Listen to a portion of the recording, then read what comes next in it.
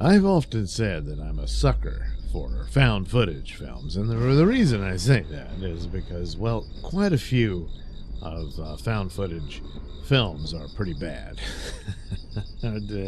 but some are pretty good, and but there's quite a few different complaints for it, and some people just never are interested in it because it's such a departure from your standard story structure in film.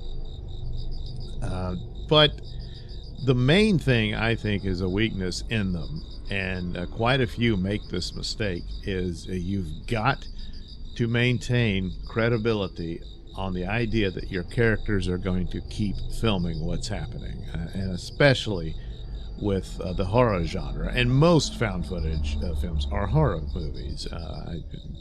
Well, I mean, I guess there's a few that you consider like science fiction. There was one that was a time travel thing, even though the events were disturbing and scary. But man, I'm forgetting the name of that one. That's embarrassing. And I think there was one about a kid's party or whatever, I forget. And then there was the superhero one with Chronicle and whatnot. But yeah, horror, and when you're dealing with that, unless you figure it out as to what's believable about it, most people are not going to keep holding a camera. Well, when the monster's coming for them, and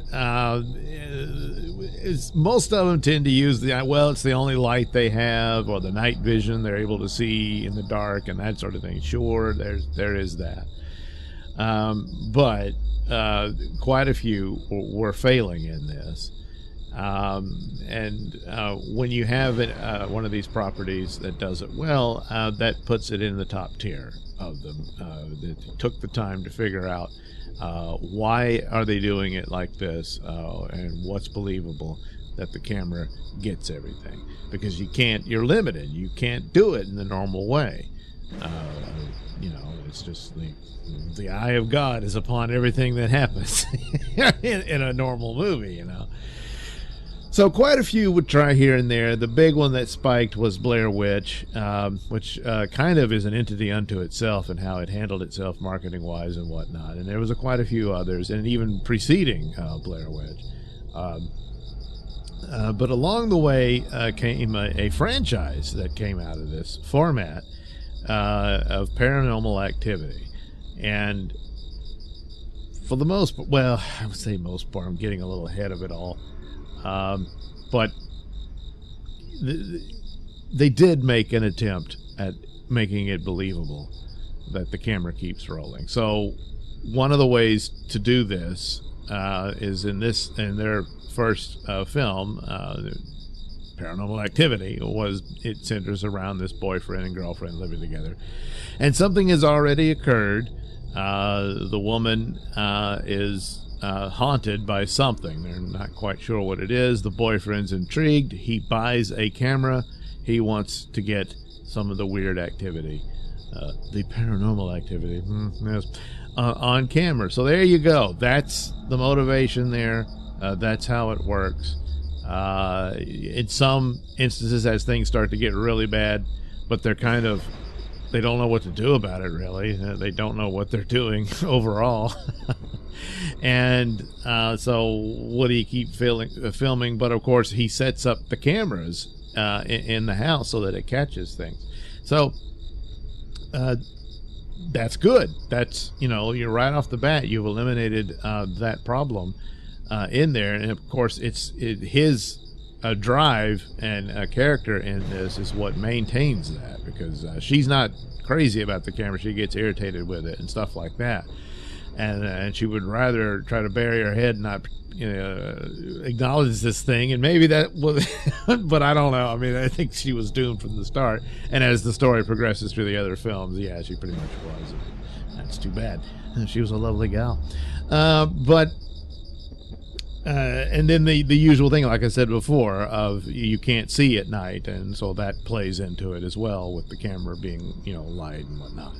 So that's it. That's the premise. And of course, things get worse as this demonic force is coming at them. And it was meant to just be this film. It took off. It caught them by surprise that people were interested. They were actually going to reshoot it with a higher budget and everything. But it tested well with the audience. In fact, the audience was leaving. They're, oh, no, it's a failure. No, they were leaving because they were terrified. So, oh, well, that's success in horror. Yes, I was quite taken with Paranormal Activity. The one thing about it, though, is how it's presented, and that there's not a whole lot of explanation of when you're putting the faux reality. It's like, and this, of course, I seriously doubt would ever happen. Say there's, you're not going to be able to put a snuff film in the theater, if there was, it's this found footage and there was this whole complete documentation of these the deaths of these people, and it's terrible. Hey, let's make a movie out of it, but there's just a line where the condolences for the family, I believe, and they thank the local police department, insinuating that the police recovered the footage, and that's how you're seeing it.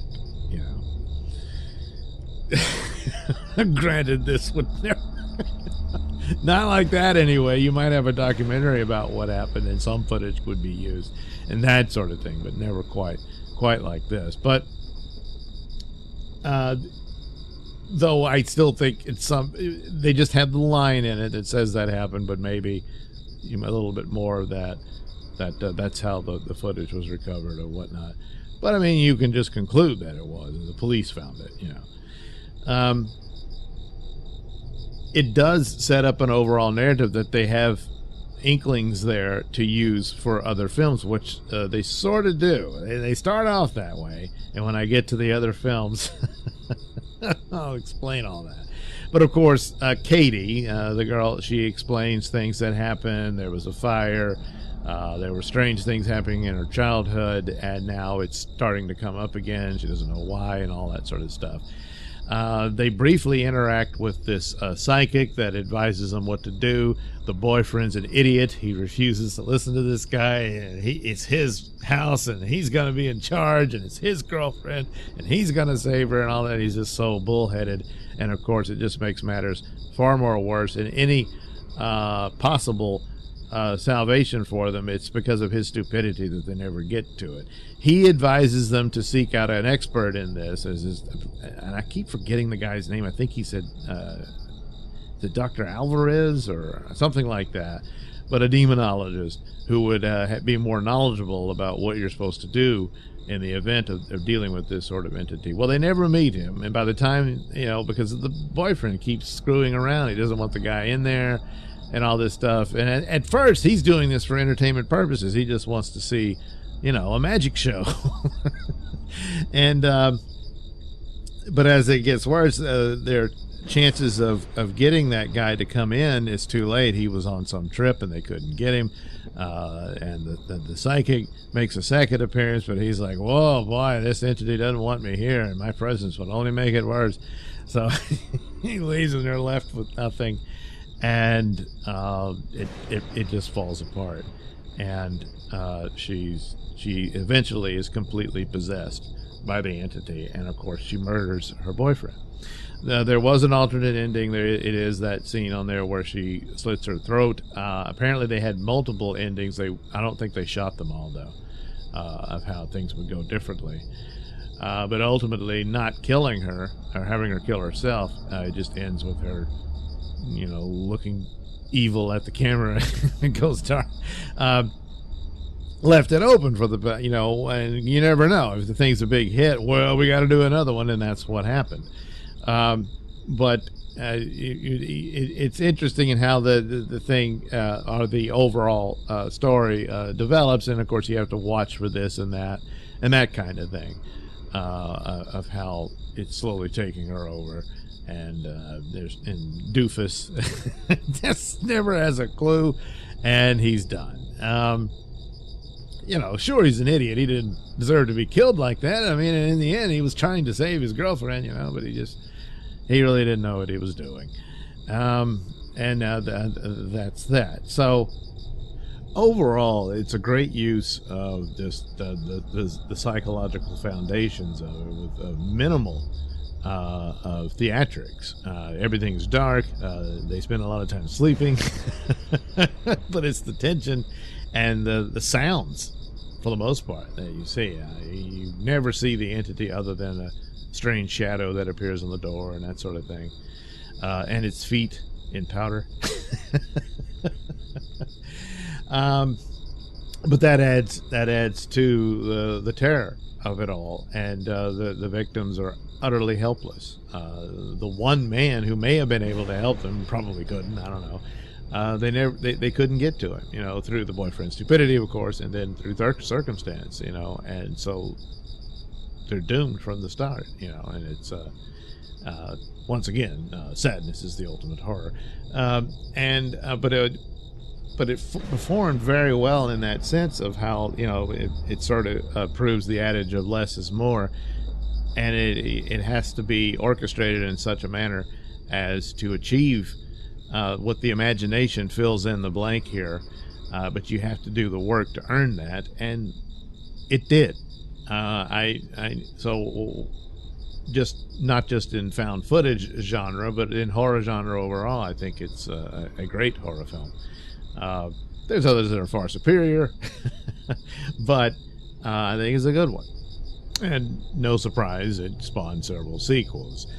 And there's quite a bit of elements in here, as I said earlier, that you can pull from to pursue further stories on this. And of course, for this purposes of this film, which I'm sure at the time they were thinking, it's a one and done, but nevertheless, you have to have something of backstory here, and especially in the character of Katie, for her to explain that, well, this has happened before. Not quite like this, obviously. Or did it? Oh, well, I will see in the coming films. But the first one, in my opinion, remains the best of the batch. Some have some interesting parts that adds to it, but as it goes forward, it diminishes, unfortunately. But anyway, we'll get to those later in my revisiting the Paranormal Activity franchise, and the first one was the best one, and something of a found footage triumph, in my humble opinion.